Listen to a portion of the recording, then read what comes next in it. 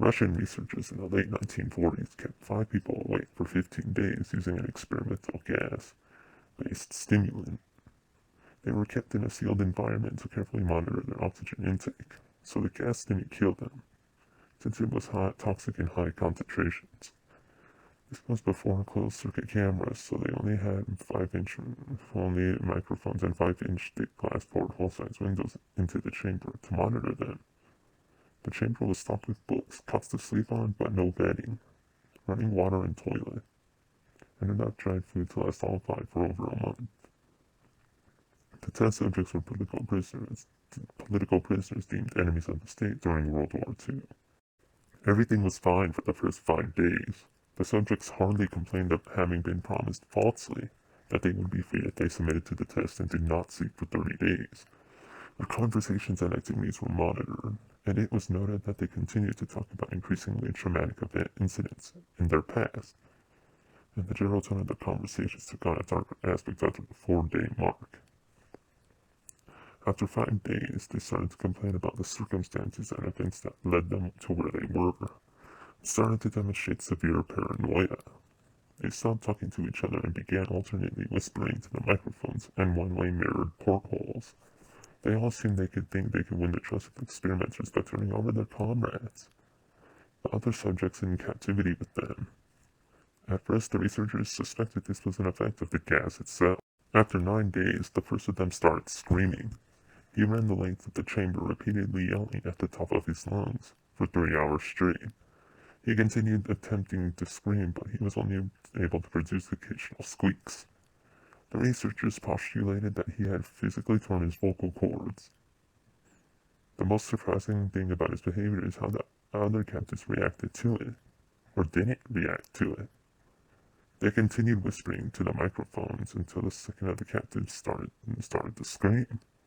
The 2 non-screaming captives took the books apart, smeared page after page with their own feces, and pasted them calmly over the glass portholes. The screaming promptly stopped. So did the whispering to the microphones. After 3 more days passed, the researchers checked the microphones hourly to make sure they were working, since they thought it was impossible that no sound could be coming with 5 people inside. The oxygen consumption in the chamber indicated that all 5 must still be alive. In fact, it was the amount of oxygen 5 people would consume at a very heavy level of strenuous exercise. On the morning of the 14th day, the researchers did something they said that they would not do to get a reaction from the captives. They used the intercom inside the chamber, hoping to provoke any response from the captives. They were afraid were either dead or vegetables. They announced, "We are opening the chamber to test the microphones. Step away from the door and lie flat on the floor, or you will be shot. Compliance will earn one of you your immediate freedom." To their surprise, they heard a single phrase in a calm voice response. "We no longer want to be freed." Debate broke out among the researchers and the military forces funding the research. Unable to provoke any more response using the intercom, it was finally decided to open the chamber at midnight on the 15th day. The chamber was flushed with the stimulant gas and filled with fresh air, and immediately voices from the microphones began to object. 3 different voices began begging, as if pleading for the life of loved ones, to turn the gas back on. The chamber was open and soldiers sent in to retrieve the test subjects. They began to scream louder than ever, and so did the soldiers when they saw what was inside. 4 of the 5 subjects were still alive, although no one could rightly call the state that any of them in life. The food rations past day 5 had not been so much as touched. There were chunks of meat from the dead test subjects' thighs and chests stuffed into the drain, in the center of the chamber, blocking the drain and allowing 4 inches of water to accumulate on the floor. Precisely how much of the water on the floor was actually blood was never determined. All 4 surviving test subjects also had large portions of muscle and skin torn away from their bodies. The destruction of flesh and exposed bone on their fingertips indicates that the wounds were inflicted by hand, not with teeth as the researchers initially thought. Closer examination of the position and angles of the wounds indicated that most, if not all of them, were self-inflicted. The abdominal organs below the ribcage, all four test subjects had been removed, while the heart, lungs, and diaphragm remained in place. The skin and most of the muscles attached to the ribs had been ripped off, exposing the lungs to the ribcage. All the blood vessels and organs remained intact. They had just been taken out and laid on the floor. Fanning out around the viscerated but still living bodies of the subjects, the digestive tract of all four could be seen to be working, digesting food. It quickly became apparent that what they were digesting was their own flesh, that they had ripped off, and eaten over the course of days.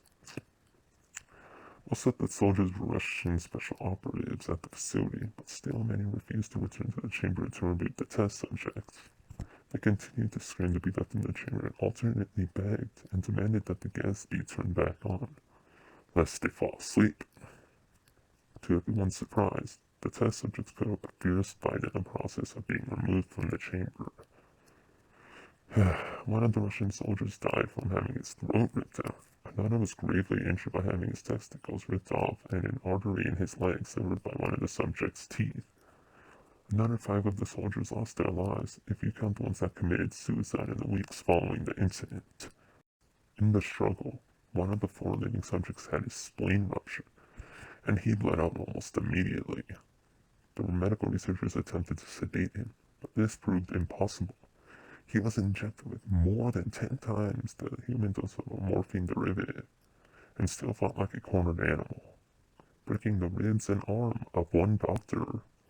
When the heart was seen to beat for a full 2 minutes after he had bled out to the point where there was more air in his vascular system.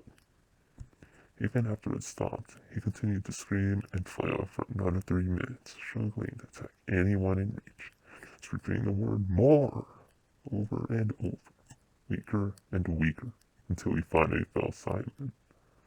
The surviving 3 test subjects were heavily restrained and moved to a medical facility. The 2 with intact vocal cords continuously begging for the gas, demanding to be kept awake.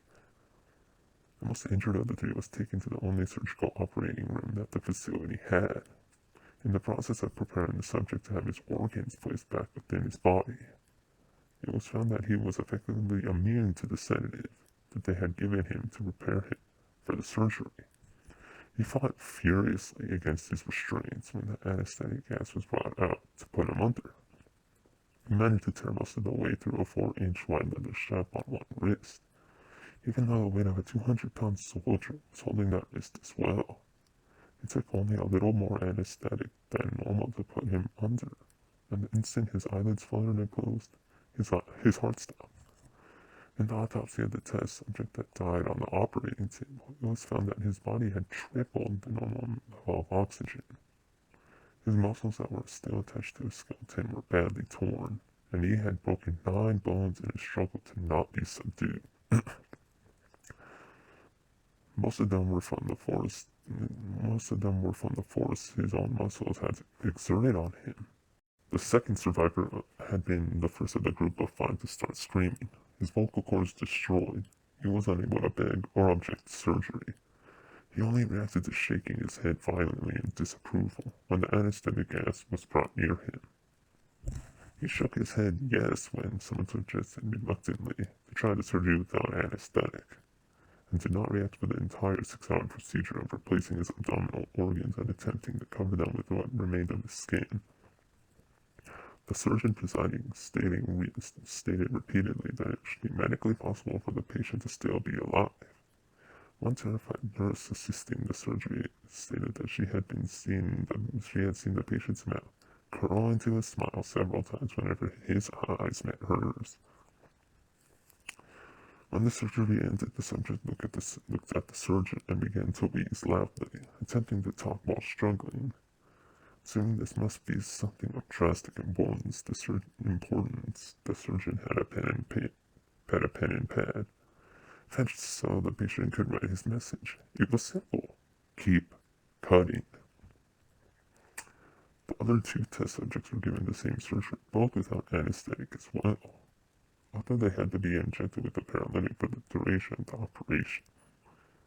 Surgery found it impossible to perform the operation while the patients laughed continuously. Once paralyzed, the subjects could only follow attending researchers with their eyes. The paralytic cleared their system in an abnormally short period of time, and they were soon trying to escape their bonds. The moment they could speak, they were asking again for the stimulant gas. The researchers tried asking why they had injured themselves, why they had ripped out their own guts, and why they wanted to be given the gas again. Only one response was given. I must remain awake.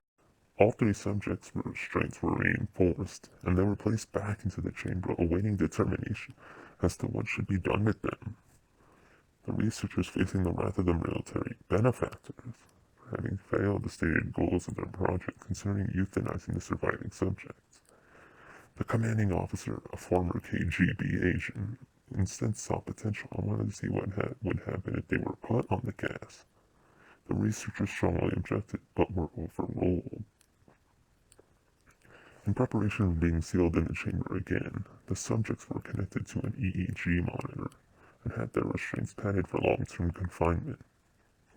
To everyone's surprise, all three stopped struggling the moment it was let slip they were going back on the gas. It was obvious that at this point all three were putting up a great struggle to stay awake. One of the subjects that could speak was humming loudly and continuously. The mute subject was straining his legs against the leather bonds with all his might. First left and right, then left again, for something to focus on. The remaining subject was holding his head off his pillow and blinking rapidly. Having been the first to be wired for EEG, most of the researchers were monitoring his brain waves in surprise. They were normal most of the time, but sometimes flatlined inexplicably. It looked as if he were repeating suffering from brain death before returning to normal. As they focused on papers scrolling out of the brainwave monitor, only one nurse saw his eyes slip shut at the same moment his head hit the pillow. His brainwaves immediately changed to that of a deep sleep, then flatlined for the last time as his heart simultaneously stopped. The only remaining subject that could speak started screaming to be sealed in now. His brainwaves showed the same flat lines as one who had just died from falling asleep. The commander gave the order to seal the chamber with both subjects inside, as well as three researchers. One of the named three immediately drew his gun and shot the commander point blank between the eyes, then turned the gun on the mute subjects and blew his brains out as well. He pointed his gun at the remaining subjects, still restrained to a bed as the remaining members of the medical and research team fled the room. I won't be locked in here with these things. Not with you. He screamed at the man strapped to the table. What are you? He demanded. I must know. The subject smiled. Have you forgotten so easily? The subject asked. We are you. We are the madness that lurks within you all, begging to be free at every moment in your deepest animal mind. We are what you hide from in your beds every night. We are what you sedate in the silence and paralysis when you go to the nocturnal haven, where we cannot tread. The researcher paused, then aimed at the subject's heart and fired. The EEG flatlined as the subject weakly choked out. So, nearly free.